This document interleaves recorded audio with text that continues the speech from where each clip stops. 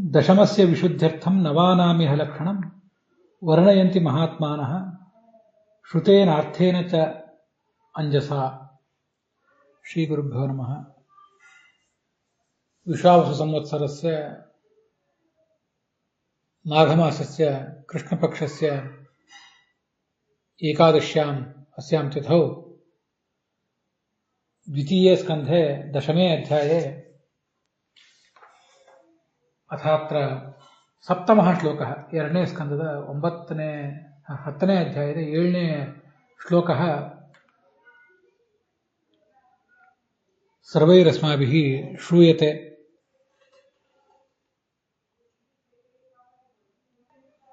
तथा च भगवतः उपे ओष्यते. भगवतः उप खलु वासः अनेनैव श्रवणेन मननेन ध्यानेन च भवेत्. महात्मानः दशमस्य तत्त्वस्य ब्रह्मणः विशुद्ध्यर्थमेव तल्लक्षणभूतानां नवानां लक्षणमपि वर्णयन्ति. अतीतेषु 6 श्लोकेषु 9 तत्त्वानि समवर्ण्यन्ते. अथात्र 7मे श्लोके भगवान् बादरायणः दशमं तत्त्वं परं ब्रह्म परमात्मानं समवर्णत्. आभासश्च निरोधश्च यतस्तत्रयमीयते स आश्रयः परं ब्रह्म परमात्मेति शब्दते इति श्लोकेन.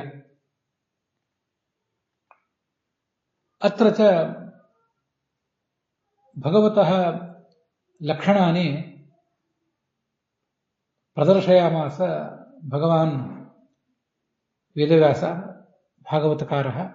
यथा अयमेव सूत्रकाररूपेण जन्माद्यस्य यतः इति अस्य ब्रह्मणः लक्षणानि सूत्रयामास. ಈ 7ನೇ ಶ್ಲೋಕದಲ್ಲಿ ಇವತ್ತು ನಾವು ಆಶ್ರಯ ಅನಿಸಿಕೊಂಡಿರುವ 10ನೇ ತತ್ವವಾದ ಭಗವಂತನ ಕುರಿತು ನೋಡೋರಿದ್ದೇವೆ. 9 ತತ್ವಗಳ ಜ್ಞಾನ ನಮಗೆ ಯಾಕಾಗಬೇಕು ಅಂದರೆ 10ನೇ ತತ್ವದ ಶುದ್ಧಿಗಾಗಿ ಅಂತ ಬಂತು. 10ನೇ ತತ್ವವಾದ ಭಗವಂತನನ್ನು ಸರಿಯಾಗಿ ತಿಳಿಯಬೇಕಾದ್ರೆ ಅವನ ಅನುಗ್ರಹದಿಂದ ಅವನ ಪ್ರೇರಣೆಯಿಂದ ಆಗುವಂತಹ 9 ತತ್ವಗಳನ್ನು ನಾವು ತಿಳಿಯಬೇಕಾಗ್ತದೆ. ಅದನ್ನು ಭಾಗವತದ ಈ 2ನೇ ಶ್ಲೋಕ ಹೇಳಿದೆ. ಸರ್ಗ ವಿಸರ್ಗ ಸ್ಥಾನ ಪೋಷಣ ಊತಿ ಮನ್ವಂತರ ಈಶಾನುಕಥ ನಿರೋಧ ಮುಕ್ತಿ ಇತ್ಯಾದಿಗಳನ್ನು ಸರಿಯಾಗಿ ತಿಳ್ಕೊಂಡ್ರೆ ಆಶ್ರಯ ಅನಿಸಿಕೊಂಡಿರುವ ಭಗವಂತನನ್ನು ಕೂಡ ಸರಿಯಾಗಿ ತಿಳಿಯಲಿಕ್ಕೆ ಸಾಧ್ಯ. ಹೀಗೆ ತಿಳಿಯುವುದೇ ಭಗವಂತನ ಉಪವಾಸ. ಏಕಾದಶಿ ದಿವಸ ಉಪವಾಸ ಮಾಡಬೇಕು. ಭಗವಂತನ ಸಮೀಪದಲ್ಲಿ ಅಂದರೆ ಭಗವಂತನ ಸಮೀಪದಲ್ಲಿ ವಾಸ ಮಾಡಬೇಕು ಅಂದರೆ ಮಾನಸಿಕವಾಗಿ ಭಗವಂತನನ್ನ ನಾವು ಧರಿಸಬೇಕು. ಭಗವಂತನನ್ನು ಮನಸ್ಸಿನಲ್ಲಿ ಹೊತ್ತು ಅವನ ಲಕ್ಷಣಗಳನ್ನು, ಈ ಸರ್ಗ ಅನುಸರ್ಗ ಮೊದಲಾದ ಲಕ್ಷಣಗಳನ್ನು ಕುರಿತು ಶ್ರವಣ ಮಾಡಬೇಕು, ಮನನ ಮಾಡಬೇಕು, ಹಾಗೆ ಧ್ಯಾನ ಮಾಡಬೇಕು. ಅದೇ ಲಕ್ಷಣದ ಜ್ಞಾನವೇ ಲಕ್ಷ್ಯದ ಜ್ಞಾನಕ್ಕೆ ಕಾರಣ. ಜನ್ಮಾದ್ಯಸೇತಃ ಅಂತ ಸೂತ್ರಕಾರರು,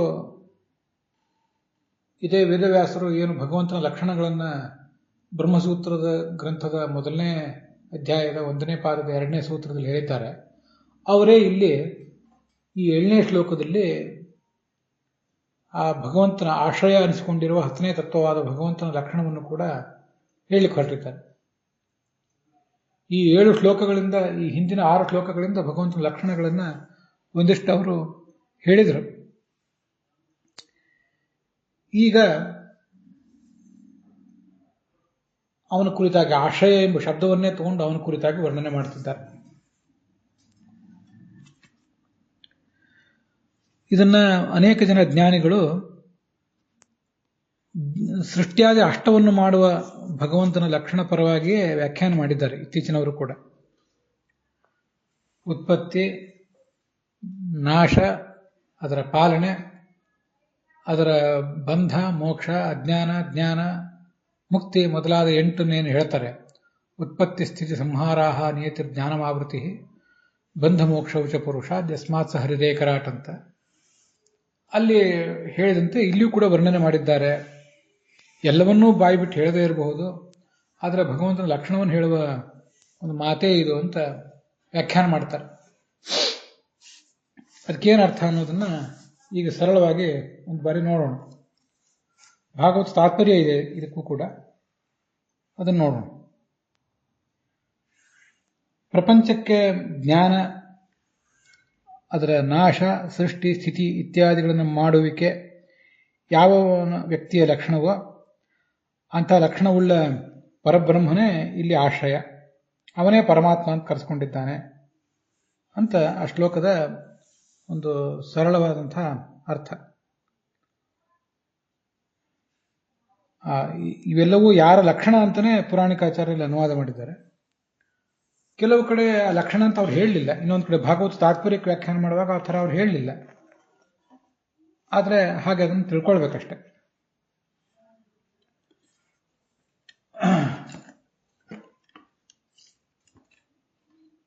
ಹಿಂದೆ ನಾವು ಹಿಂದಿನ ಶ್ಲೋಕದಲ್ಲಿ ನಿರೋಧ ಮತ್ತು ಮುಕ್ತಿ ಬಗ್ಗೆ ನೋಡಿದ್ದೇವೆ. ನಿರೋಧ ಅಂದ್ರೆ ಸೃಷ್ಟಿಯ ಪೂರ್ವಾವಸ್ಥಾ,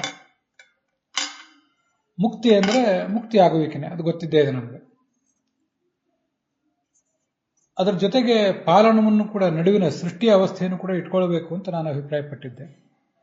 ಅಲ್ಲಾದ್ರೂ ಇಟ್ಕೋಬಹುದು, ಈ ಶ್ಲೋಕದಲ್ಲಿ ಆದರೂ ಇಟ್ಕೋಬಹುದು. ಅಂತೂ ಈ ಎಲ್ಲ ಶ್ಲೋಕಗಳಿಂದ ಕರ್ತೃವಾದ ಭಗವಂತನನ್ನು ಅರಿಯುವುದೇ ದೊಡ್ಡ ಸಂಗತಿ. ವಿಶುದ್ಧಿ ಅಂತ ಶಬ್ದ ಪ್ರಯೋಗ ಮಾಡಿದ್ದಾರೆ. ಸ್ವಚ್ಛವಾಗಿ ಅರಿಯುವುದು, ಶುದ್ಧವಾದ ರೀತಿಯಿಂದ ಅರಿಯುವುದು, ಪ್ರಮಾಣ ಪುರಸ್ಸರವಾಗಿ ಅರಿಯುವುದು, ಅರಿತು ಮನಃಶುದ್ಧಿಯನ್ನು ಮಾಡಿಕೊಳ್ಳುವುದು, ಇದು ಅದರ ಉದ್ದೇಶ.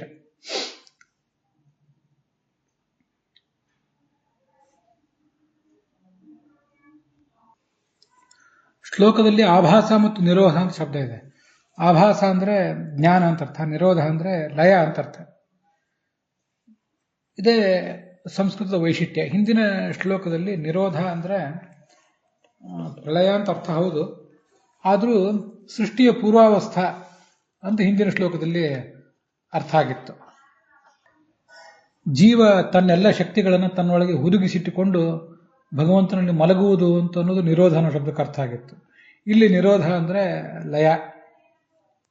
ಆಭಾಸಶ್ಚ ನಿರೋಧಶ್ಚ ಎಂಬ ಶಬ್ದದಿಂದ ಒಂದು ಜ್ಞಾನ ಮತ್ತು ಲಯ ಎರಡನ್ನೂ ಕೂಡ ಇಟ್ಕೊಳ್ಬೇಕು. ಸರಿ, ಅದರಿಂದ ತಿಳ್ಕೊಳ್ಬೇಕಾದದ್ದೇನು?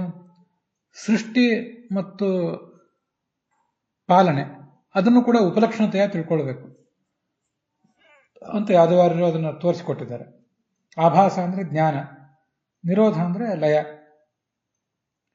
ಯದ್ಬಲಾತ್, ಅದು ಭಾಗವತ ತಾತ್ಪರ್ಯದಲ್ಲಿ ಯದ್ಬಲಾತ್, ಯಾವ ಭಗವಂತನ ಬಲದಿಂದ ಅಂತ ಅದನ್ನ ಮಾಡಿದ್ದಾರೆ. ಈಗಲೇ ಭಾಗವತ ತಾತ್ಪರ್ಯದ ಅರ್ಥವನ್ನು ಕೂಡ ನಾವು ನೋಡಿಬಿಡೋಣ. ಸೃಷ್ಟಿ ಸ್ಥಿತಿ ಅಪ್ಯಯ ಆಭಾಸಾಹ ಯದ್ಬಲಾದ್ಯತ್ರ ಚ ಸ್ಥಿತಾಃ ತದ್ಬ್ರಹ್ಮ ಜಗದಾಧಾರಂ ವಾಸುದೇವಂ ವಾಸುದೇವೇತಿ ತದ್ವಿದುಹು ಅಂತ ಭಾಗವತ ತಂತ್ರ. ಭಾಗವತ ತಂತ್ರ ಮತ್ತು ತಂತ್ರ ಭಾಗವತ ಇವೆರಡು ಕೂಡ ಭಾಗವತ ಗ್ರಂಥದ ಅಧ್ಯಯನಕ್ಕೆ ಬೇಕಾದ ಎರಡು ಕೀಲಿ ಕೈಗಳು. ಶ್ಲೋಕದಲ್ಲಿ, ಭಾಗವತ ಶ್ಲೋಕದಲ್ಲಿ ಆಭಾಸ ಅಂದ್ರೆ ಜ್ಞಾನ, ನಿರೋಧ ಅಂದ್ರೆ ಪ್ರಳಯ ಅಂತ ಇಷ್ಟೇ ಇದೆ. ಆದರೆ ಆಚಾರ್ಯರು ಸೃಷ್ಟಿ ಸ್ಥಿತಿಯನ್ನೂ ಇಟ್ಕೊಳ್ರಿ ಅಂತ ಒಟ್ಟು 4 ಬಗ್ಗೆ ಹೇಳಿದ್ದಾರೆ. ಸೃಷ್ಟಿ ಸ್ಥಿತಿ ಅಪ್ಪೆಯ ಅಂದ್ರೆ ಪ್ರಳಯ, ಆಭಾಸ ಅಂದ್ರೆ ಜ್ಞಾನ. ಯದ್ಬಲಾತ್, ಯಾವ ಭಗವಂತನ ಅನುಗ್ರಹದಿಂದ, ಯತ್ರ ಭಗವಂತನ ಅನುಗ್ರಹದಿಂದ ಆಗಿ, ಯತ್ರ ಆ ಭಗವಂತನಲ್ಲೇ ಇರ್ತವೆ ಆ ಎಲ್ಲ ಕ್ರಿಯೆಗಳು. ಕ್ರಿಯೆಗಳು ಆಗುವುದು ಭಗವಂತನಲ್ಲೇ, ಆಗುವುದು ಈ ಜಗತ್ತಿಗೆ ಸಂಬಂಧಪಟ್ಟಂತೆ ಸೃಷ್ಟಿ, ಅದರ ಪಾಲನೆ, ಅದರ ನಾಶ ಮತ್ತು ಅದಕ್ಕೆ ಜ್ಞಾನ. ಆದರೆ ಭಗವಂತನ ಆಶ್ರಯದಲ್ಲೇ ಇವು ಆಗುವು. ಇದು ತುಂಬಾ ಸುಂದರವಾದಂತಹ ಒಂದು ಶಬ್ದ, ನಾವು ಗಮನಿಸಬೇಕಾದ ಶಬ್ದ. ಒಂದು ಪ್ರವಚನ ನಡೆಯಿತು, ಒಂದು ಸಂಗೀತ ಕಾರ್ಯಕ್ರಮ ನಡೆಯಿತು. ಎಲ್ಲಿ ನಡೆಯಿತು ಅಂದ್ರೆ ಸಭಾಂಗಣದಲ್ಲಿ ನಡೀತದೆ. ಯಾರ ಆಶ್ರಯದಲ್ಲಿ ನಡೆಯಿತು ಅಂತ ಕೇಳಿದ್ರೆ ಒಂದು ಯಾವುದೋ ಸಂಘ ಸಂಸ್ಥೆ, ಒಂದು ಮಠ, ಅದರ ಆಶ್ರಯದಲ್ಲಿ ನಡೀತು ಅಂತ ಹೇಳ್ತಿರ್ತಾರೆ. ಆ ಥರ ಸಂಗೀತ ಕಚೇರಿ ಅಥವಾ ಪ್ರವಚನ ಕಾರ್ಯಕ್ರಮ ಇದನ್ನೆಲ್ಲ ನಡೆಸುವವರು ವಿದ್ವಾಂಸರು ಯಾರೋ, ಕೇಳುವವರು ಶ್ರೋತೃಗಳು. ಹೇಳುವವರು, ಕೇಳುವವರು ಮತ್ತೆ ನಡೆಯುವ ಕಾರ್ಯಕ್ರಮ ನಡೆಯುವ ಜಾಗ, ಇವಿಷ್ಟು ಮೂರು. ಈ ಮೂರಕ್ಕೂ ಕೂಡ ಆಶ್ರಯ ಕೊಟ್ಟವರು ಯಾರು? ಆ ಸಂಘ ಸಂಸ್ಥೆ ಅಥವಾ ಮಠ. ಹಾಗೆ ಜಗತ್ತಿನ ಸೃಷ್ಟಿ ನಡೀತದೆ, ಅದರ ಪಾಲನೆ ನಡೀತದೆ, ಅದರ ನಾಶ ನಡೀತದೆ, ಜಗತ್ತಿಗೆ ಜ್ಞಾನ ಸಿಗ್ತದೆ, ಅಜ್ಞಾನವೂ ಸಿಗ್ತದೆ, ಇಲ್ಲಿ ಮತ್ತೇನೇನೋ ಸಿಗ್ತದೆ. ಅವೆಲ್ಲ ಭಗವಂತನ ಅನುಗ್ರಹದಿಂದ ಆಗ್ತವೆ, ಜಗತ್ತಿಗೆ ಆಗ್ತವೆ. ಎಲ್ಲಿ ಆಗ್ತವೆ? ದೇಶ ಕಾಲಗಳಲ್ಲಿ. ಅದಕ್ಕೊಂದು ದೇಶ ಇದೆ, ಅದಕ್ಕೊಂದು ಕಾಲ ಇದೆ. ದೇಶ ಕಾಲಗಳು ಕೂಡ ಇರುವುದು ಎಲ್ಲಿ ಅಂದ್ರೆ ಎತ್ತರ, ಯಾವ ಭಗವಂತನ ಆಶ್ರಯದಲ್ಲೇ ಅವಿರೋದು. ಹೀಗೆ ಯಾರ ಅನುಗ್ರಹದಿಂದ ಯಾರನ್ನ ಆಶ್ರಯಿಸಿ ಆಗ್ತಾವೋ ತತ್ ಬ್ರಹ್ಮ, ಆ ಬ್ರಹ್ಮವನ್ನ, ಜಗದಾಧಾರವಾದ ಬ್ರಹ್ಮವನ್ನ ವಾಸುದೇವ ಎಂಬುದಾಗಿ ಶಾಸ್ತ್ರದಲ್ಲಿ ಹೇಳ್ತಾರೆ ಅಂತ ಅದರ ಅರ್ಥ.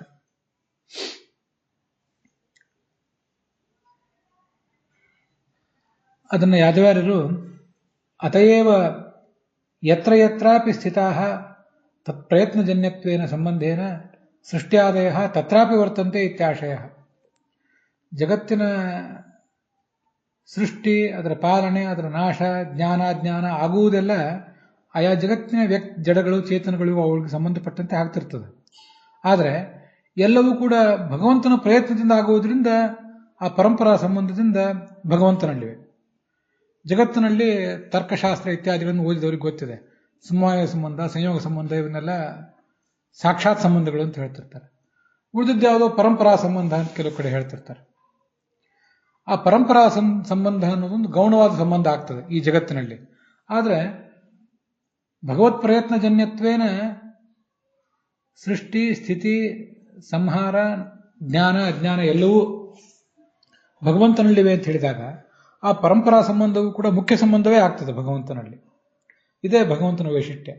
ಜಗತ್ತಿನಲ್ಲಿ ಯಾವುದೆಲ್ಲವೂ ಬೇರೆ ಬೇರೆ ರೀತಿಯಾಗಿ ಆಗ್ತದೋ, ಬೇರೆ ಬೇರೆ ರೀತಿಯಾಗಿ ನಮಗೆ ತಿಳಿದು ಬರ್ತದೋ, ಅದೆಲ್ಲವೂ ಕೂಡ ಭಗವಂತನಲ್ಲಿ ಅನ್ವಿತ ಆದಾಗ, ಭಗವಂತನಿಗೆ ಸಂಬಂಧಪಟ್ಟಂತೆ ನಾವು ಮನನಕ್ಕೆ ಒಳಪಡಿಸಿದಾಗ ಅದು ಬೇರೆ ರೀತಿಯಾಗೇ ಇರ್ತದೆ. ಇಲ್ಲಿ ಅಪ್ರಧಾನ ಅನಿಸ್ಕೊಂಡದ್ದು ಅವನಲ್ಲಿ ಪ್ರಧಾನ ಆಗಿಬಿಡ್ತದೆ. ಹೀಗವನು ಸರ್ವಸಾಧಾರಣನಾದಂಥ ಕಾರಣ. ದೇಶ, ಅದರ ಆಶ್ರಯ ಅನ್ನೋ ಶಬ್ದವನ್ನು ಬಳಕೆ ಮಾಡಿದ್ದೆ ಅದಕ್ಕಾಗಿ. ದೇಶಕ್ಕೆ ಅವನಾಶ್ರಯ, ಕಾಲಕ್ಕೆ ಅವನಾಶ್ರಯ, ಜೀವರಿಗೆ ಅವನಾಶ್ರಯ. ಆ ಜೀವರಿಗಾಗುವ ಕ್ರಿಯೆಗಳು ಉತ್ಪತ್ತಿ, ಸ್ಥಿತಿ, ಸಂಹಾರ, ನಿಯತಿ, ಜ್ಞಾನ, ಆವೃತ್ತಿ, ಬಂಧ, ಮೋಕ್ಷ ಎಲ್ಲವೂ ಕೂಡ ಅವನ ಆಶ್ರಯದಲ್ಲೇ ಆಗೋದು. ಅದಕ್ಕಾಗಿ ಅವನನ್ನ ಆಶ್ರಯ ಅಂತ ಹೇಳ್ತಾರೆ.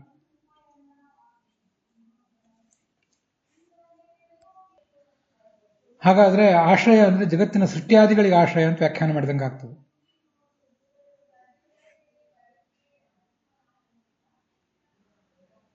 ಭಾಗವತ ಶ್ಲೋಕ ಸ್ವಲ್ಪ ವಿಚಿತ್ರವಾಗಿದೆ. ಆಭಾಸಶ್ಚ ನಿರೋಧಶ್ಚ. ಆಭಾಸ ಅಂದ್ರೆ ಜ್ಞಾನ, ನಿರೋಧ ಅಂದ್ರೆ ಪ್ರಳಯ. ಸರಿ, ಹಾಗಾದ್ರೆ ಮೂರು ಅಂತಿದೆ, ಯತಸ್ತತ್ರಯಮೀಯತೆ ಅಂತ. ಆ ಮೂರು ಅಂದ್ರೆ ಯಾವುದು? ಅದು ಗೊತ್ತಾಗೋದಿಲ್ಲ. ಅದಕ್ಕಾಗಿ ಭಾಗವತ ತಾತ್ಪರ್ಯದಲ್ಲಿ ಸೃಷ್ಟಿ ಮತ್ತು ಸ್ಥಿತಿ ಅಂತ ಎರಡನ್ನೇನೆ ಉಪಲಕ್ಷಣತೆಯ ತಗೊಳ್ಬೇಕು ಅಂತ ಹೇಳಿದ್ದಾರೆ. ಅವು ಸೂಚಿತ. ಶಾಬ್ದಿಕವಾಗಿ ಭಾಗವತದಲ್ಲಿ ಹೇಳಿದ ಹೋದ್ರು ಕೂಡ ಅದು ಸೂಚಿತ. ಆ ಸೃಷ್ಟಿ ಸ್ಥಿತಿ ಎರಡೂ ಸೇರಿ ಒಂದು ಪರಿಗಣನೆ ಮಾಡ್ತಾರೆ. ಆಭಾಸ ಎರಡನೇದ್ದು, ಮೂರನೇದ್ದು ನಿರೋಧ. ಒಟ್ಟು ಮೂರು. ಅತಯೇವ ತತ್ರಯಮಪಿ ಉಪಲಕ್ಷತೆಯ ಕ್ರೋಢೀಕೃತಂ. ಸೃಷ್ಟಿ ಸ್ಥಿತ್ಯಾಖ್ಯ ವಸ್ತು ಅತ್ರ ಏಕತ್ವೇನ ವಿವಕ್ಷಿತಂ. ಸೃಷ್ಟಿ ಸ್ಥಿತಿ ಇವೆರಡನ್ನು ಸೇರಿ ಒಂದು ಅಂತ ತಗೊಂಡಿದ್ದಾರೆ ಅಂತ ಯಾದವಾರ್ಯರು ಬರೆದಿದ್ದಾರೆ. ಅವೆರಡು ಸೃಷ್ಟಿ ಸ್ಥಿತಿಗಳು ಎರಡೂ ಸೇರಿ ಒಂದು. ಆಭಾಸ ಎರಡನೇದ್ದು, ನಿರೋಧ ಮತ್ತು ಆಭಾಸ ಮತ್ತು ನಿರೋಧ ಒಟ್ಟು ಹೀಗೆ ಮೂರಾಗ್ತವೆ. ತಥಾಚ ಪೂರ್ವೋಕ್ತಂ ತ್ರಯಂ, ಒಟ್ಟು ಮೂರು ಭಾಗವತ ಹೇಳುವಂತೆ. ಆಭಾಸ ಒಂದು, ನಿರೋಧ ಒಂದು, ಸೃಷ್ಟಿ ಮತ್ತು ಸ್ಥಿತಿಗಳು ಮೂರನೇದು. ಈ ಮೂರು ಕೂಡ ಯತಃ ಯತ್ರ ಕರ್ತೃತ್ವೇನ ಯಾವ ಕರ್ತೃವಾದ ಭಗವಂತನಿಂದ ಆಗ್ತವೆ, ಅವನಲ್ಲೇ ಅವು ಆಶ್ರಿತವಾಗಿ ಇರ್ತವೆ. ಆದಮೇಲೂ ಕೂಡ ಆ ಕ್ರಿಯೆಗಳೆಲ್ಲವೂ ಅವನಿಗೆ ಸಂಬಂಧಪಟ್ಟದ್ದು. ಹಾಗೆ ಅವನು ಲಕ್ಷಣ ಎಂಬುದಾಗಿ ವೇದಾದಿಗಳಲ್ಲಿ ಪ್ರತಿಪಾದನೆ ಮಾಡಿದ್ದಾರೆ. ಅವನು ಆಶ್ರಯ. ಜಗತ್ಕರ್ತೃತ್ವಾದಿ ಆಶ್ರಯತ್ವಾತ್ ಜಗದಾಶ್ರಯತ್ವಾಚ್ಚ ಆಶ್ರಯ ಶಬ್ದೇನ ಉಚ್ಯತೆ. ಜಗತ್ತಿಗೂ ಆಶ್ರಯ, ಆ ಕರ್ತೃತ್ವ ಮೊದಲಾದ ಗುಣಗಳಿಗೂ ಆಶ್ರಯ. ಅವನಿಗೆ ಪರಬ್ರಹ್ಮ, ಅವನಿಗೆ ವಾಸುದೇವ ಅಂತೀಗೆಲ್ಲ ಹೇಳ್ತಾರೆ. ಇಲ್ಲಿ ವಾಸುದೇವ ಅಂತ ಆಚಾರ್ಯ ಶಬ್ದ ಪ್ರಯೋಗ ಮಾಡಿದಾರಲ್ಲ, ಅದು ನನಗೆ ಖಂಡಾರ್ಥ ನಿರ್ಣಯ ಅಥವಾ ಕರ್ಮ ನಿರ್ಣಯದಲ್ಲಿ ಒಂದು ಸೌಕರಾಯಣ ಶ್ರುತಿಯನ್ನು ಆಚಾರ್ಯನು ಉದ್ಧರಿಸಿದ್ದಾರೆ ವಾಸುದೇವ ಶಬ್ದದ ಅರ್ಥವನ್ನು ವಿವರಿಸಲಿಕ್ಕೆ. ಅದರ ನೆನಪು ತರಿಸ್ತದೆ. ವೇದಕ್ಕೆ ಅನೇಕ ಅರ್ಥಗಳು ಯುಕ್ತ ಅಂತ ಹೇಳುವಂಥ ಒಂದು ಭಾಗದಲ್ಲಿ ಆ ಸೌಕರಾಯಣ ಶ್ರುತಿಯನ್ನು ಹೇಳ್ತಾರೆ. ವಾನಾತ್ ಸೂತೇರ್ ದೇವನಾಥ್ ವಾಸುದೇವೋ ವಾಸಾದ್ಯುತೇಶ್ಛಾದನಾತ್ ಕ್ರೀಡೆಯಾಚ ಅಥವಾ ವಾ ಪಾಠಾಂತರ ಇದೆ. ಬಲಾದಸುತ್ವಾದ್ ದಾತೃತೋ ವರ್ತನಾಚ್ಚ ತಂ ವಾಸುದೇವಂ ಪ್ರವದಂತಿ ವೇದಾಹ ಅಂತ. ವಾಸುದೇವ ಇತಿ ತದ್ವಿದುಹು ಅಂತ ಇಲ್ಲಿ ಬಂತು. ಇಲ್ಲಿ ವಿದುಹು ಅಂದ್ರೆ ಜ್ಞಾನಿಗಳು ಹೇಳ್ತಾರೆ ಅಥವಾ ವೇದಗಳು ಹೇಳ್ತವೆ. ಇಲ್ಲೇನು ಖಂಡಾರ್ಥ ನಿರ್ಣಯದಲ್ಲಿ ವಾನಾತ್ ಸೂತೆ ಅನ್ನೋ ಮಾತಿನಿಂದ ವಾಸುದೇವ ಶಬ್ದದ ಅರ್ಥವನ್ನು ಹೇಳಿದ್ದಾರೆ. ಅದು ಇಲ್ಲಿ ಬಂದಿರುವ ಕೆಲವು ಅರ್ಥಗಳನ್ನು ಒಳಗೊಂಡಿದೆ ಅನ್ನೋದಕ್ಕಾಗಿ ನನಗೆ ಆ ನೆನಪು ಬಂದಿತ್ತು. ವಾನಾತ್ ಸೂತೇಹೆ, ವಾ ಅಂದ್ರೆ ಜ್ಞಾನರೂಪ ಅಂತ ಅರ್ಥ. ಸೂತೇಹೆ ಅಂದ್ರೆ ಜಗತ್ತನ್ನ ಸೃಷ್ಟಿಸಿರುವವನು ಅಂತ ಅರ್ಥ. ಇದು ನೋಡಿ, ಇಲ್ಲಿ ಜಗತ್ತಿನ ಸೃಷ್ಟಿ ಅಂತ ಬಂತು. ಸೃಷ್ಟಿ ಸ್ಥಿತಿ ಅಪ್ಯಯಾಭಾಸ ಅಂತ, ಅದಕ್ಕಾಗಿ ನೆನಪಿಗೆ ಬಂದದ್ದು. ಮುಂದೆ ದೇವನಾಥ್, ದೇವನ ಅಂದ್ರೆ ಕ್ರೀಡಾದಿ ಗುಣಶಾಲಿ. ಕ್ರೀಡೆ ಅಂದ್ರೆ ಅದೇ ಜಗತ್ತನ್ನು ಪಾಲಿಸುವುದೇ ಅವನಿಗೊಂದು ಕ್ರೀಡೆ, ನಾಶಪಡಿಸುವುದು ಅವನೊಂದು ಕ್ರೀಡೆ. ಯಾರಿಲ್ಲ ಅಂದ್ರು. ದೇವನಾಥ್ ವಾಸುದೇವ, ಇಷ್ಟು ಕಾರಣಗಳಿಂದ ಆತ ದೇವ, ಅಥವಾ ಇಷ್ಟು ಕಾರಣಗಳಿಂದ ತಿಳಿದಿದ್ದರಿಂದ, ಜಗತ್ತನ್ನು ಸೃಷ್ಟಿಸಿರುವುದರಿಂದ, ಮತ್ತೆ ಕ್ರೀಡೆ ಇರುವುದರಿಂದ. ವಾ ಅನ್ನೋದಕ್ಕೊಂದರ್ಥ, ಸು ಅನ್ನೋದಕ್ಕೊಂದರ್ಥ, ದೇವ ಅಂತ ಅನ್ನೋದಕ್ಕೊಂದರ್ಥ. ಮುಂದೆ ವಾಸಾತ್ ದ್ಯುತೇಹೇ ಛಾದನಾತ್ ಕ್ರೀಡೆಯಾಚ ಅಂತ ಇನ್ನೊಂದು ಅರ್ಥ ಹೇಳ್ತಾರೆ. ವಾಸಾತ್ ಜಗತ್ತಿನ ಎಲ್ಲ ಕಡೆ ವ್ಯಾಪಿಸಿರುವುದರಿಂದ. ಆ ಅರ್ಥ ಇಲ್ಲೇನು ಬಂದಿಲ್ಲ. ಇಲ್ಲಿ ಇನ್ನ ಪ್ರಕಾಶಿಸುವವನು ಅಂತ ಅಲ್ಲಿ ಬಂದಿದೆ. ತಾನು ಸ್ವಯಂ ಪ್ರಕಾಶ ರೂಪ, ಜ್ಞಾನ ಪ್ರಕಾಶ ರೂಪ. ಮತ್ತು ಮುಂದೆ ಛಾದನಾಥ್ ಅಂತ ಬಂದಿದೆ. ಛಾದನಾಥ್ ಕ್ರೀಡೆಯಾವ. ಈ ವಾ ಸು ಅನ್ನುವಲ್ಲಿ ಆ ವಾಸು ಅಂದ್ರೆ ಜಗತ್ತಿನಲ್ಲಿ ವ್ಯಾಪಿಸುವವನು ಅಂತ ಅರ್ಥ. ಇದು ಶ್ಲೋಕದ ಆ ಸೌಕರಾಯಣ ಶ್ರುತಿಯ 2ನೇ ಪಾದದ ಅರ್ಥ. ವಾಸು ಅಂದ್ರೆ ಜಗತ್ತಿನಲ್ಲಿ ವ್ಯಾಪಿಸುವವನು, ದೇವ ಅಂದ್ರೆ ಪ್ರಕಾಶಿಸುವವನು. ಇನ್ನ ಮತ್ತೊಂದು ಅರ್ಥ, ವಾಸು ಅಂದ್ರೆ ಜಗತ್ತಿನ ಎಲ್ಲ ಕಡೆ ವ್ಯಾಪಿಸಿರುವವನು, ಜಗತ್ತನ್ನು ವ್ಯಾಪಿಸಿ ಅಜ್ಞಾನದಿಂದ ಎಲ್ಲರನ್ನು ಮುಚ್ಚಿಬಿಟ್ಟಿರುವವನು ಅಂತ. ಇದು ಹೊಸ ಆಚ್ಛಾದನೆ ಅಂತ. ಭಗವಂತ ಜಗತ್ತನ್ನು ಮುಚ್ಚಿದ್ದಾನೆ. ಹೇಗೆ? ತನ್ನ ವ್ಯಾಪ್ತಿಯಿಂದ ಮುಚ್ಚಿದ್ದಾನೆ, ಹೌದು. ಅಜ್ಞಾನದಿಂದ ಮುಚ್ಚಿದ್ದಾನೆ ಅನ್ನೋದು ಈಗಿನ ನಮ್ಮ ಸ್ಥಿತಿಗೆ ಹೊಂದುವಂಥ ಶಬ್ದ. ಈಗೇನು ಸೃಷ್ಟಿ ಸ್ಥಿತಿ ಅಪ್ಯಯಾಭಾಸ ಅಂತ ಅನ್ನೋ ಮಾತಿದೆ, ಇಲ್ಲಿ 4 ಹೇಳಿದ್ರು. ವಸ್ತುತಃ 8 ತಿಳ್ಕೊಳ್ಬೇಕು ಅಂತ ನಾನು ಹೇಳಿದ್ನಲ್ಲ. ಬನ್ನಂಜ ಗೋವಿಂದಾಚಾರ್ಯರು ಕೂಡ ಹಾಗೆ ವ್ಯಾಖ್ಯಾನ ಮಾಡಿದ್ದಾರೆ, 8 ತಿಳ್ಕೊಳ್ಬೇಕು ಅಂತ. ಅಲ್ಲಿ ಅಜ್ಞಾನ ಅನ್ನುವುದು ಸೇರಿಯೇ ಇದೆ. ಆ ಅಜ್ಞಾನವನ್ನ ಭಗವಂತ ಜಗತ್ತನ್ನ ಅಜ್ಞಾನದಿಂದ ಕವಿಸ್ತಾನೆ, ಅದನ್ನೇ ವಾಸು ಎಂಬ ಶಬ್ದ ಹೇಳಿದೆ. ದೇವ ಅಂದ್ರೆ ಮತ್ತೆ ಕ್ರೀಡಿಸ್ತಾನೆ ಅಂತ ಅರ್ಥ. ಛಾದನಾಥ್ ಕ್ರೀಡೆಯಾವ. ಬಲಾದ್ ಅಸುತ್ವಾದ್ ದಾತೃತೋ ವರ್ತನಾಚ ಅಂತ 3ನೇ ಪಾದ. ವ ಅಂದ್ರೆ ಬಲರೂಪ, ಸು ಅಂದ್ರೆ ಪ್ರಾಣರೂಪ, ದೇ ಅಂದ್ರೆ ಅಭೀಷ್ಟಗಳನ್ನು ಕೊಡುವವನು, ಮತ್ತು ವ ಅಂದ್ರೆ ಎಲ್ಲ ಕಡೆ ಇದ್ದಾನೆ ಅಂತ ಅರ್ಥ. ಅಲ್ಲಿ ನಿಯತಿ ಜ್ಞಾನಮಾವೃತಿ ಬಂಧ ಮೋಕ್ಷೌಚ, ಜಗತ್ತನ್ನು ಅಜ್ಞಾನದಿಂದ ಮುಚ್ಚಿದ್ದಾನೆ, ಬಂಧದಿಂದ ಮುಚ್ಚಿದ್ದಾನೆ, ಸಾಂಸಾರಿಕ ಬಂಧನದಿಂದ. ಮತ್ತೆ ಕೊನೆಗೆ ದೇ ಮುಕ್ತಿಯನ್ನು ಕೊಡುವ, ಅಭೀಷ್ಟವನ್ನು ಕೊಡುವಂಥವನು. ದಾತೃತಃ ಕೊಡುವುದು ಅಂದ್ರೆ ಅಭೀಷ್ಟವನ್ನು, ಮುಕ್ತಿಯನ್ನು ಕೊಡುವುದೇ ದೊಡ್ಡದು. ಮುಕ್ತಿದಾಯಕ ಅಂತಲೇ ಅವನನ್ನು ಉಪಾಸನೆ ಮಾಡಬೇಕು ನಾವು. ಹೀಗಿಲ್ಲಿ ವಾಸುದೇವ ಅನ್ನೋ ಶಬ್ದ ಆಚಾರ್ಯರು ಭಾಗವತ ತಾತ್ಪರ್ಯದಲ್ಲಿ ಇರೋದನ್ನೇನು ತೋರಿಸಿದ್ದಾರೆ, ಅದು ಆ ಕರ್ಮ ನಿರ್ಣಯದಲ್ಲಿ ಹೇಳಿರುವಂತಹ ವಾಸುದೇವ ಶಬ್ದದ ಅರ್ಥಗಳಿಗೆ ಸ್ವಲ್ಪ ಹೊಂದಾಣಿಕೆ ಕಾಣ್ತದೆ. ಅದಕ್ಕಾಗಿ ಅದನ್ನು ನೆನಪು ಮಾಡ್ಕೊಂಡು ಹೇಳಿದ್ದೇನೆ. ಶ್ರೀಧರಿಯ ವ್ಯಾಖ್ಯಾನದಲ್ಲಿ ಆಭಾಸ ಅಂದರೆ ಸೃಷ್ಟಿ, ಮತ್ತೆ ವೀರರಾಘವರ ವ್ಯಾಖ್ಯಾನದಲ್ಲಿ ಆಭಾಸ ಅಂದರೆ ಜಗತ್ತಿನ ಆವಿರ್ಭಾವ. ಎರಡೂ ಒಂದೇ ಕಾಣಿಸ್ತದೆ. ಇನ್ನು ಮುಂದೆ ಭಾಗವತದ ಪಾಠದ ಬಗ್ಗೆ ವಿಮರ್ಶೆ ನೋಡೋಣ. ಗೋವಿಂದಾಚಾರ್ಯ ಅದನ್ನು ಮಾಡಿದ್ದಾರೆ. ನನಗೂ ಇದ್ದಂಥ ಗೊಂದಲ ಅಲ್ಲಿ ಪರಿಹಾರ ಕಂಡಿದೆ. ಆಭಾಸಶ್ಚ ನಿರೋಧಶ್ಚ, ಈಗ ನಾವು ಇಲ್ಲಿವರೆಗೆ ನೋಡಿದಂತೆ ತ್ರಯಮೀಯತೆ ಅಂತ ನಾವು ನೋಡಿದ ಪಾಠದಲ್ಲಿ, ಯತಃ ತತ್ ತ್ರಯಂ ಈಯತೆ, ತ್ರಯಂ ಅಂದ್ರೆ 3 ಅಂತ. ಆದರೆ ಆಚಾರ್ಯರು ಭಾಗವತ ತಾತ್ಪರ್ಯದಲ್ಲಿ ಏನು ಯಾವುದನ್ನು ಸ್ಪಷ್ಟಪಡಿಸಿಲ್ಲ. ಬೇರೆ ವೀರರಾಘವರು ಮೊದಲಾದವರು ಪಾಠಕ್ಕನುಸಾರವಾಗಿ ಯತಶ್ಚ ಅಧ್ಯವಸೀಯತೆ ಅಂತ ಹೀಗೆ ಕಂಡು ಬರ್ತದೆ. ಗೋವಿಂದಾಚಾರ್ಯ ಪರಿಗ್ರಹ ಮಾಡಿರುವ ಪಾಠದಲ್ಲಿ ಆಭಾಸಶ್ಚ ನಿರೋಧಶ್ಚ ಯತಃ ತತ್ ಯತ್ರ ಮೀಯತೆ ಅಂತ. ತ್ರಯಂ ಈಯತೆ ಅಂತೇನು ಯಾದವಾರ್ಯ ವ್ಯಾಖ್ಯಾನದಲ್ಲಿದೆ 3 ಅಂತ. ಸೃಷ್ಟಿ ಮತ್ತು ಸ್ಥಿತಿಯನ್ನ ಒಂದೊಂದು ಪರಿಗಣನೆ ಮಾಡಿದ್ದಾರೆ. ಆಭಾಸ ಮತ್ತು 2ನೇದ್ದು, ನಿರೋಧ ಅನ್ನೋದು 3ನೇದ್ದು. ಹೀಗೆ 3 ಅನ್ನೋದನ್ನ ಅವ್ರು ಹೊಂದಾಣಿಕೆ ಮಾಡಿದಾರಲ್ಲ, ಅದ್ರ ಬಗ್ಗೆ ಒಂದಿಷ್ಟು ನಾವು ನೋಡ್ಬೇಕಾಗ್ತದೆ. ಇಲ್ಲಿ ಸ್ವಚ್ಛವಾದ ಪಾಠವನ್ನು ತಿಳ್ಕೊಳ್ಳೋದು ಕಷ್ಟ. ಯಥಶ್ಚ ಅಧ್ಯವಸೀಯತೆ ಅಂತೇನು ಬೇರೆಯವರ ಪಾಠ ಇದೆ, ಇತರ ಮತೀಯರ ಪಾಠ, ಅದು ಚೆನ್ನಾಗಿದೆ. ಯತಃ ತತ್ ಯತ್ರ ಮೀಯತೆ, ಮೀಯತೆ ಅಂದರೆ ತಿಳಿಯಲ್ಪಡ್ತದೆ, ಅಥವಾ ಅಧ್ಯವಸೀಯತೆ ಅಂದ್ರೂ ತಿಳಿಯಲ್ಪಡ್ತದೆ ಅಂತಲೇ ಅರ್ಥ. ಈ 2 ಪಾಠಗಳು ಚೆನ್ನಾಗಿವೆ. ಯಾದವಾರ್ಯ ಇಟ್ಕೊಂಡ ಪಾಠದಲ್ಲಿ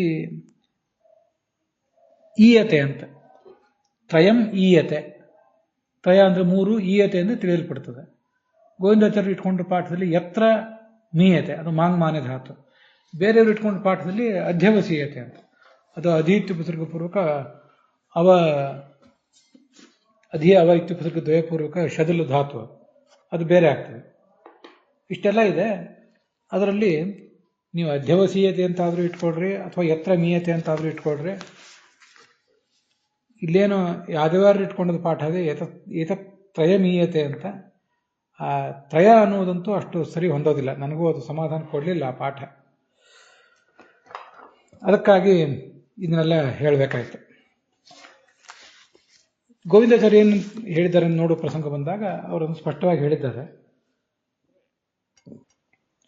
ಈ ತ್ರಯಂ ಈಯತೆ ಅನ್ನುವ ಪಾಠ ಇದು ಸರಿಯಾದ ಪಾಠ ಅಲ್ಲ ಅಂತ ಹೇಳಿದ್ದಾರೆ. ಹಾಗಾದ್ರೆ ಯಾದವೇಂದ್ರ ತೀರ್ಥರು ಏನು ಹೇಳಿದ್ದಾರೆ, ಅನಂತ ತೀರ್ಥರು ಏನು ಹೇಳಿದ್ದಾರೆ ಅಂತ ನೋಡಬೇಕು. ನಿರೋಧ ಅಂದ್ರೆ ದೇಹ ಬಂಧ ಪರಿಹಾರ, ಅದೇ ಲಯ. ದೇಹದಿಂದ ನಮಗೇನು ಬಂಧನ ಇದೆ ಅದು ಹೋಗೋದು. ಅದರಿಂದ ಸೃಷ್ಟಿಯನ್ನು ನಾವು ತಿಳ್ಕೊಳ್ಬೇಕು. ಸೃಷ್ಟಿ ಮೊದಲಾಗಿದ್ರೆ, ದೇಹದ ಸೃಷ್ಟಿ ಮೊದಲಾಗಿದ್ರೆ ಆಮೇಲೆ ದೇಹದ ಬಂಧ ಹೋಗ್ಲಿಕ್ಕೆ ಸಾಧ್ಯ. ಚ ಅನ್ನೋದ್ರಿಂದ ಸ್ಥಿತಿಯನ್ನು ತಗೊಳ್ಬೇಕು, ಪಾಲನೆಯನ್ನು ಕೂಡ. ಆಭಾಸ ಅಂದ್ರೆ ಜ್ಞಾನ ಪ್ರಾಪ್ತಿ. ಇವೆಲ್ಲವೂ ಕೂಡ ಯತಃ ಯಾರ ಆಶ್ರಯದಿಂದ ಆಗ್ತವೋ, ಯತ್ರ ಯಾವ ಭಗವಂತನಲ್ಲಿ ಆ ಜಗತ್ತೆಲ್ಲವೂ ಕೂಡ ಮೀಯತೆ ಅಂದ್ರೆ ಯದಾಧಾರೇಣ ವರ್ತದೆ, ಯಾವ ಭಗವಂತನನ್ನು ಆಶ್ರಯಿಸಿಕೊಂಡು ಇದೆ ಎಂಬುದಾಗಿ ತಿಳಿಯಲ್ಪಡ್ತದೋ. ಮೀಯತೆ ಅಂದ್ರೆ ಇದೆ ಎಂಬುದಾಗಿ ತಿಳಿಯಲ್ಪಡುವುದು. ಅಂತಹ ಭಗವಂತನೇ ವ್ಯಾಪ್ತ ಅಂತ. ನಿರತಿಶಯ ಕಲ್ಯಾಣ ಗುಣ ಪರಿಪೂರ್ಣನಾದ ಭಗವಂತನೇ ಆಶ್ರಯ ಅಂತ ಕರೆಸ್ಕೋತಾನೆ ಅಂತ ಬರೆದಿದ್ದಾರೆ. ಮೀಯತೆಯನ್ನು ಪಾಠಕ್ಕೆ ಅವರು ಹೀಗೆ ಬೆಲೆ ಕೊಟ್ಟಿದ್ದಾರೆ. ಅನಂತ ತೀರ್ಥರು ಹೇಳುವಂತೆ ಜಗತ್ತಿನ ಆಭಾಸ ಅಂದ್ರೆ ಸೃಷ್ಟಿ ಅಂತ ಅರ್ಥ ಬರೆದಿದ್ದಾರೆ. ಆದರೆ ಆ ಥರ ಸೃಷ್ಟಿ ಅಂತ ಅರ್ಥ ಬರೆಯುವುದೇನಿದೆ ಆಚಾರ್ಯರ ಭಾಗವತ ತಾತ್ಪರ್ಯಕ್ಕೆ ಹೊಂದಾಣಿಕೆ ಆಗುವಂಥದ್ದಲ್ಲ. ಯಾದವೇಂದ್ರರ ವ್ಯಾಖ್ಯಾನದಂತೆ ಜ್ಞಾನಪ್ರಾಪ್ತಿ ಅಂತ ಏನು ಅರ್ಥ ಇದೆ, ಆಭಾಸ ಅಂದ್ರೆ ಜ್ಞಾನಪ್ರಾಪ್ತಿ, ಆ ಮತವೇ ಹೊಂದುತ್ತದೆ. ಕೊನೆಗೆ ಗೋವಿಂದಾಚಾರ್ಯರು ಅಥ ಚ ಸೃಷ್ಟ್ಯಾದ್ಯ ಅಷ್ಟಕಮೇವ ಮೂಲೆ ವಿವಕ್ಷಿತಮಿತಿ ವಕ್ತುಂ ಶಕ್ಯತೆ. ಒಟ್ಟಾರೆ 8 ತಿಳ್ಕೊಳ್ಬೇಕು. ಸರಿ, ಆಭಾಸ ಅನ್ನೋ ಶಬ್ದದಿಂದ ಮೊದಲು ಸೃಷ್ಟಿ ಅಂತ ತಗೊಳ್ಳೋಣ. ಸೃಷ್ಟಿ ಆದಮೇಲೆ ಆಭಾಸಶ್ಚ ಅಂತಿದ್ದಾರೆ, ಚ ಅಂತ ಅಲ್ಲಿ ಚಕಾರ ಇರುವುದರಿಂದ ಪಾಲನೆ ಅಂತ ತಗೊಳ್ಳೋಣ. ನಿರೋಧ ಅಂದರೆ ಸಂಹಾರ ಅಂತ ಅರ್ಥ ಇಟ್ಕೊಳ್ಳೋಣ. ನಿರೋಧ ಅನ್ನೋದಕ್ಕೆ ತಡೆ ಅಂತ ಅರ್ಥ ಇರೋದ್ರಿಂದ ನಿಯಮನ ಅನ್ನೋದನ್ನು ತಗೊಳ್ಳೋಣ. ಉತ್ಪತ್ತಿ ಸ್ಥಿತಿ ಸಂಹಾರ ನಿಯತಿ ಅಂತಲ್ಲಿದೆ ಬ್ರಹ್ಮಸೂತ್ರ ಭಾಷ್ಯದಲ್ಲಿ. ಆ ನಿಯತಿ ಅನ್ನುವುದೇ ಇಲ್ಲಿ ನಿಯಮನ. ಅಥವಾ ನಿರೋಧ ಎಂಬ ಶಬ್ದದಿಂದ ಸಂಹಾರವನ್ನು ಇಟ್ಕೊಂಡು ಚ ಎಂಬ ಶಬ್ದದಿಂದ ನಿಯಮನವನ್ನು ನಾವು ತಗೊಳ್ಬಹುದು. ಮತ್ತೊಂದ್ಸರಿ ಆಭಾಸ ಅನ್ನೋ ಶಬ್ದವನ್ನು ಆವೃತ್ತ ಮಾಡಿಕೊಂಡ್ರೆ ಅದಕ್ಕೆ ಜ್ಞಾನ ಅಂತ ಅರ್ಥ ಆಗ್ತದೆ. ನಿರೋಧ ಅನ್ನೋ ಶಬ್ದವನ್ನು ಮತ್ತೊಂದ್ಸರಿ ತಗೊಂಡ್ರೆ ಅದಕ್ಕೆ ತಡೆ ಅಂದರೆ ಅಜ್ಞಾನ ಅಂತ ಅರ್ಥ ಆಗ್ತದೆ. ಜ್ಞಾನಂ ಆವೃತ್ತಿ. ಮುಂದೆ ನಿರೋಧ ಅಂದರೆ ಅಜ್ಞಾನ, ಬಂಧ. ಬಂಧ ಮೋಕ್ಷ, ಕೊನೆಯದಾಗಿ ಮುಕ್ತಿಯನ್ನು ಹೇಳಿದ್ದಾರೆ ಆ ಬ್ರಹ್ಮಸೂತ್ರ ಭಾಷ್ಯದಲ್ಲಿ. ಹೀಗೆ ಎಲ್ಲವನ್ನು ಕೂಡ ಹೊಂದಿಸಿ ತಿಳ್ಕೊಳ್ಬಹುದು ಅಂತ ಅದರ ಅಭಿಪ್ರಾಯ ಗೊತ್ತಾಗ್ತದೆ. ಯಾದವಾರ್ಯರು ಮತ್ತು ವಿಜಯಧ್ವಜರಿಬ್ಬರು ಕೂಡ ತ್ರಯ ಅಂತ ತಗೊಂಡಿದ್ದಾರೆ. ಆ ಪಾಠಗಳನ್ನೇ ಇಟ್ಕೊಳ್ಬೇಕು ಅಂತ ನಿಮಗೆ ಅಪೇಕ್ಷೆ ಇದ್ದರೆ ಈ ಪ್ರವಚನವನ್ನು ನನ್ನ ಮೂಲಕ ಕೇಳಿದವರು ಕೂಡ ನನ್ನ ಅಭಿಪ್ರಾಯವನ್ನೇನು ಒಪ್ಪಬೇಕಾಗಿಲ್ಲ. ತ್ರಯ ಅನ್ನುವುದೇ ನಿಮ್ಗೆ ಚೆನ್ನಾಗಿರುವುದಾದರೆ ಹಾಗೇ ಇಟ್ಕೊಳ್ರಿ. ನನಗೆ ತ್ರಯ ಅನ್ನೋ ಪಾಠ ಚೆನ್ನಾಗಿ ಕಾಣಲಿಲ್ಲ, ಅದ್ರ ಬಗ್ಗೆ ಗೊಂದಲ ಇತ್ತು, ಯಾಕೆ ಹೀಗೆ ಹೇಳಿದ್ದಾರೆ ಅಂತ. ಗೋವಿಂದಾಚಾರ್ಯ ವ್ಯಾಖ್ಯಾನ ನೋಡಿದಾಗ ಆ ತ್ರಯ ಅನ್ನೋ ಪಾಠ ಇಟ್ಕೊಳ್ಬೇಕಾಗಿಲ್ಲ ಅಂತ ಸಿದ್ಧ ಆಯಿತು. ಕಂಡು ಬಂದಿರುವ ಈ ಉಪಲಬ್ಧ ಇರುವ ಎಲ್ಲ ಪಾಠಗಳಂತೂ ಸರಿಯಾಗಿರುವುದು ಸಾಧ್ಯವೇ ಇಲ್ಲ. ಯಾವ್ದಾದ್ರು ಒಂದು ತಪ್ಪಿರ್ಬೇಕು, ಯಾವ್ದಾದ್ರು ಒಂದನ್ನು ರಿಜೆಕ್ಟ್ ಮಾಡಬೇಕಾಗ್ತದೆ. ಹಾಗೆ ಮಾಡುವುದೇ ಆದಲ್ಲಿ ಯತ್ ತ್ರಯಂ ಈಯತೆ ಅನ್ನೋದ್ರ ಬದಲು ಯತ್ರ ನೀಯತೆ ಅನ್ನೋ ಆ ಪಾಠವನ್ನು ಇಟ್ಕೊಳ್ಳೋದು ಒಳ್ಳೆಯದು. ವೇದವ್ಯಾಸರಂತೂ ಒಂದೇ ರೀತಿ ಬರೆದಿರುವುದು ಸಾಧ್ಯ. ಕೆಲವು ಕಣ್ತಪ್ಪಿನಿಂದ ಆಮೇಲೆ ಬಂದಿರುವ ಸಾಧ್ಯತೆ ಇದೆ. ಹಾಗೆ ಕೆಲವನ್ನು ಬಿಡುವ ಪ್ರಸಂಗ ಬಂದಾಗ ತ್ರಯಂ 3 ಈಯತೆ ತಿಳಿಯಲ್ಪಡ್ತದೆ ಅನ್ನೋದನ್ನು ಬಿಡುವುದು ಒಳ್ಳೆಯದು ಅಂತ ನನ್ನ ಅಭಿಪ್ರಾಯ.